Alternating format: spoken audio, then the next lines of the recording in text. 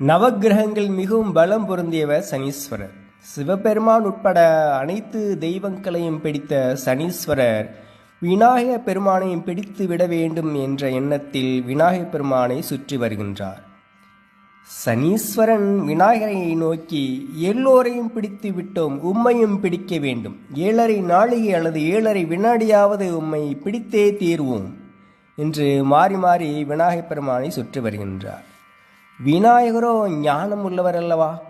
ஆகவே சனீஸ்வரரை நோக்கி, சரி, எம்மை பிடித்து கொள்ளும், ஆனால் இப்பொழுது யாம் பணியில் உள்ளோம், நாளை வந்து எம்மை பிடித்து கொள்ளும் என்று கூற சனீஸ்வரரும் ஒத்துக்கொள்கின்றார்.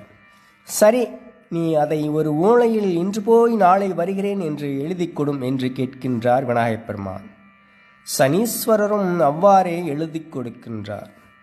சனீஸ்வரர் விநாயகரை பிடிக்க வரும்போதெல்லாம் விநாயகப் பெருமான் அந்த ஓலையை காட்டி, இன்று போய் நாளை வருகிறேன் என்று நீர்தானே எழுதி கொடுத்தீர், ஆகவே நாளை வாரும் என்று கூறி தினம் தினம் அனுப்பியதாக சொல்லப்படுகின்றது.